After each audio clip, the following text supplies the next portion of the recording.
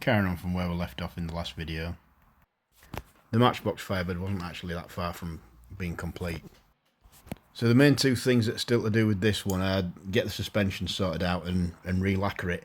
It doesn't really need re-lacquering. It's not bad by any stretch of the imagination. I just think it could look a little bit better. It'll benefit from being lacquered. We'll do the suspension first. Very easy on these Matchbox cars that have the kind of leaf, the sort of metal leaf that gives them the suspension.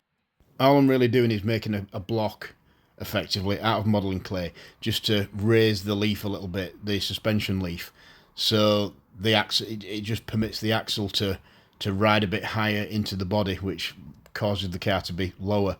So if you get a little bit, like I just did there, just get a little bit of the modelling clay and just shape it into, well, you don't really need to shape it into anything. You just need to hold the suspension leaf open like that, put it in there, and then just tamp it down and tidy it up with a precision screwdriver. Just trim off the edges like that if there's any edges that are visible. Just basically neaten it up so it just becomes like a block. You don't need to even worry about it hardening, because just the physical presence of it being there will give you that bit more give in the suspension, which will help it to ride lower. And once it's in there, it can do all the hardening it wants at its leisure.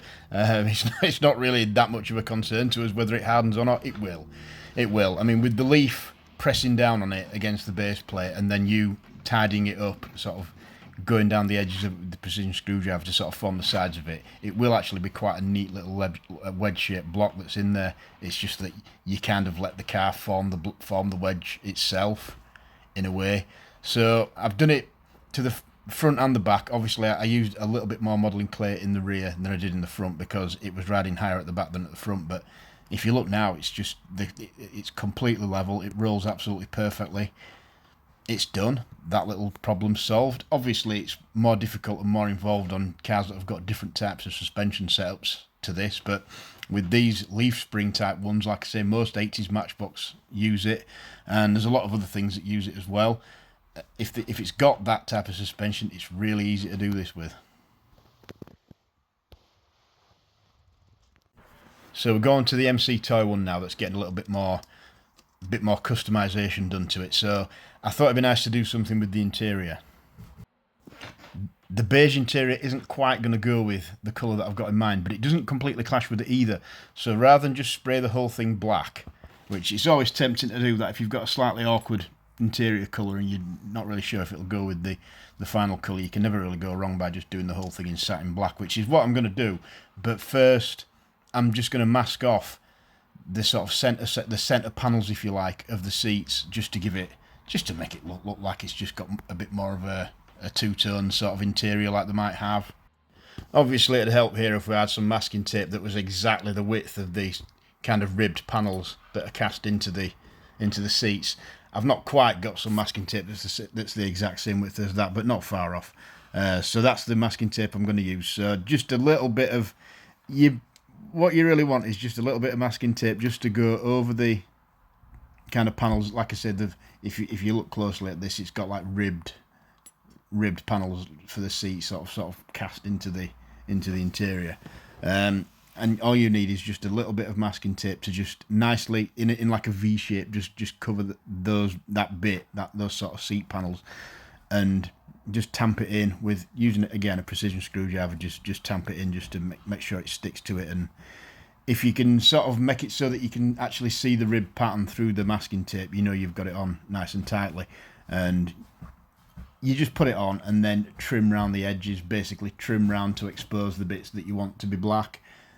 It doesn't really, at this stage, I'd say it's probably easier if you let some of it not get painted by the black, rather than let more get painted by the black than you'd want painted. But either way, you can still sort it out, because if you get a little bit of black onto the bits that you wanted to leave beige, you can get it off again with that precision screwdriver. That's turning out to be quite an invaluable little instrument in this in this series of videos.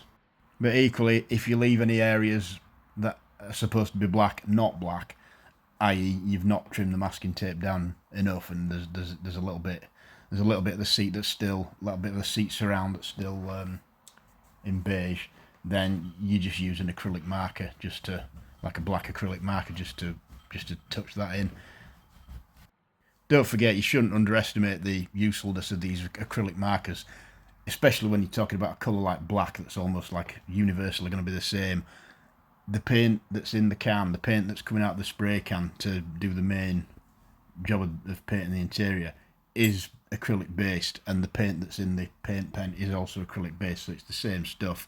It's almost like, since the advent of acrylic pens, it's almost like you've got a touch up for like a genuine touch up for aerosol spray paints, because it's all the same stuff. So as with a lot of these processes, sometimes you're just going back over the same thing and just basically messing about and manipulating things. You know, you cut a bit off with the blade, you manipulate a bit with the edge of the screwdriver, and you just keep going, just whittling and tinkering away with it until you're happy that you've got the bits covered that you want.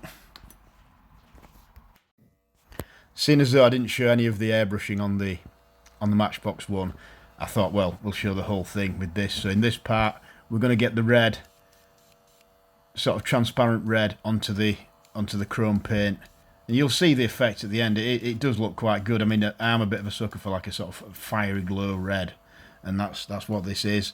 So, but this is exactly the same procedure that I used with the Matchbox one. It's just that it's red and not well, would you call that one purple, indigo, violet maybe. A little bit of a spoiler, I did end up lacquering the Matchbox one as well, and didn't film that either. But to compensate for that, when this one's lacquered, I will film that. As it happens right now, it's not been, because this is barely a few hours ago when this was actually filmed.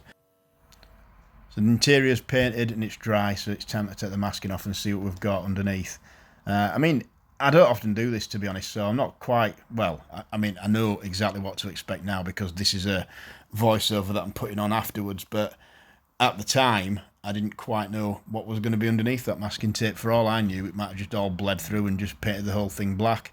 That's probably one of the poorest attempts at fake jeopardy I've ever known, but it's about as close as you'll get to it on here.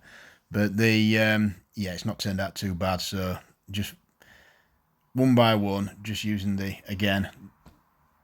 invaluable precision screwdriver just to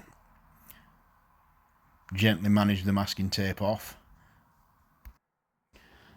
It's times like this when I can see why some people who put YouTube videos up like this sometimes fast forward the footage for a bit, but I stand by what I said before. If it's not worth actually showing at the normal speed, and if you've got to speed it up and make it look stupid, then it's not worth showing at all. And so I just thought I'm just going to leave this in. I mean, it gives you an idea of what to expect if you try this out yourself. This is probably what you'll be going through. This is the kind of sight that you'll have waiting for you when you take the masking tape off.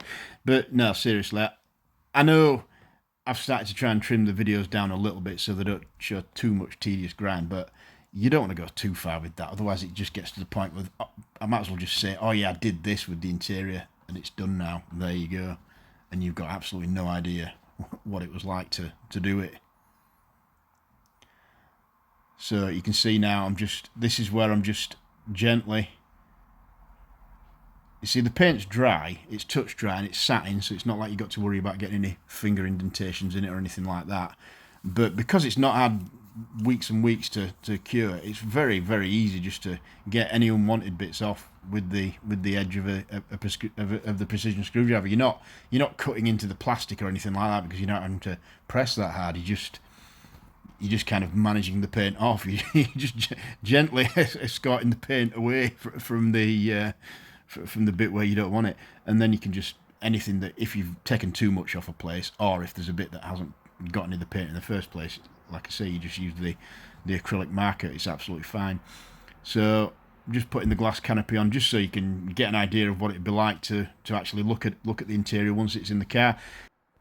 So I said I'd show you the body of the kind of effect that this paint has. So if you can see, because it's chrome paint that's still sort of shining through the transparent red, it does just have it's just got a very nice kind of glow to it. So it's coming along now. There's still a long way to go with this one, but not as long as there is with the older type Trans Am that's next to it. That really is at its early stages. But this one, yeah, I mean, you can see what the interior looks like through the glass now.